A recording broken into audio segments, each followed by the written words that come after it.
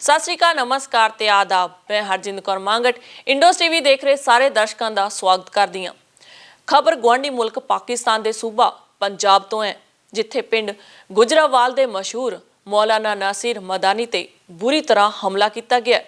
दुनिया को दसन वास्ते आए कि पंजाबी जबान कोई बदतमीजी वाली जबान नहीं।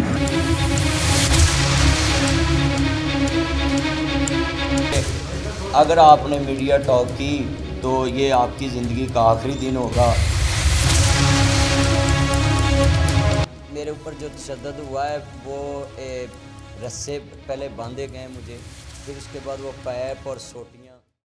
मौलाना नसीर मदानी का कसूर सिर्फ इन्ना सी कि अपनी माँ बोली नूं प्यार करते हैं और लोगों नूं पाखंडवाद ते नकली मौलाना बाबिया तो दूर रहने की सलाह देंदे ने। मौलाना ने अपनी स्पीच विच कहा सी कि पहला तो बड़ा लोगों का फूका मार मार इलाज कर दिओ, हुण मारो फूका भजा दिओ कोरोना वायरस नूं। बस ये गल धर्म के ठेकेदारां नूं चंगी नहीं लगी। मौलाना नूं पहला अगवा किया गया ते फिर उसके कपड़े लुहा के बुरी तरह कुटिया गया, जिस तो बाद मौलाना ने मीडिया के रूबरू होके अपने तो हुए तशद्दुद की कहानी बयान की। तो डिंगा रोड पे एक बनोरिया गांव है, एक पुल उतरता है खारियाँ से डिंगा रोड की तरफ, वो पुल उतर के साथ बनोरिया गांव है। वो मैंने बोर्ड सब्ज़ रंग में देखा, उसके बाद मुझे कुछ नज़र नहीं आया। वो एक डेरे में मुझे ले गए, वहाँ जाकर अभी बैठे हैं हम, तो ऊपर से 8 9 10 लोग गन्ने लेकर नकाब पोछते और 6-6 फुट उनके कद थे, किसी का 7 साढ़े 6, किसी का 6, लंबे लंबे और जवान थे काफ़ी। और एक तो जो है ना बिल्कुल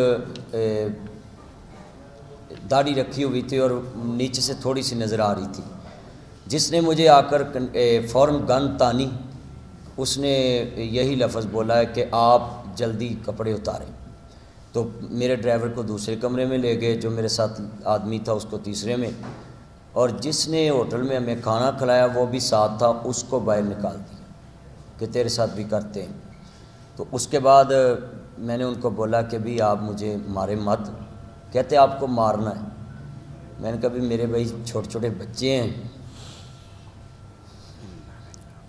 तो मुझे अल्लाह के लिए मेरी ज़िंदगी बख्श दें आप।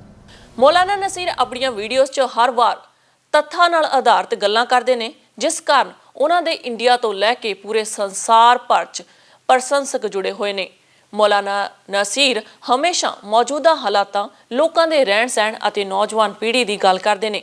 मौलाना नसीर दे देश भर च चाहण वाले लोग जो हैं गमगीन होए ने ते गुस्से च ने कि इहो जी घटना एक नेक बंदे नाल किवें हो सकती है। मौलाना नसीर ने मीडिया के रूबरू होके अपनी हिफाजत लई सरकार तो सिक्योरिटी की मांग की है। तो चीफ़ ऑफ आर्मी स्टाफ साहब से और इज़्ज़त माब वज़ीर आज़म पाकिस्तान से और वज़ीर आला पंजाब साहब से मेरी अपील है कि chief justice Lahore high court से मेरी अपील है, चीफ़ जस्टिस ऑफ पाकिस्तान के तमाम अरबाब इख्तियार से मेरी ये सारी जो मुझे उन्होंने तशद्दुद किया है कि अपील है कि मुझे इंसाफ दिलाया जाए और मेरी जान व माल का तहफ़्फ़ुज़ किया जाए, मेरे घर बार का, और मुझे जो है सरकारी सिक्योरिटी भी दी जाए। अगर मुझे कुछ भी हुआ तो जो मैंने मीडिया के सामने रखा है, ये लोग मेरे जिम्मेदार हों। इहो जी घटना सिर्फ पाकिस्तान च ही नहीं, ये सारी दुनिया का ही दस्तूर है कि जेकर कोई बंदा हक सच ते इंसानियत की गल करता है तो समाज ते धर्म के ठेकेदार उन्हां दा हमेशा विरोध करते हैं ते शायद करते भी रहणगे। सो दोस्तों, जेकर तुसी ये साडा प्रोग्राम यूट्यूब ते देख रहे हो तो चैनल नूं सबसक्राइब जरूर करो ते नाल ही लाइक ते शेयर दा बटन दबाउणा भी ना भुल्लना। इजाजत दिओ, धन्नवाद।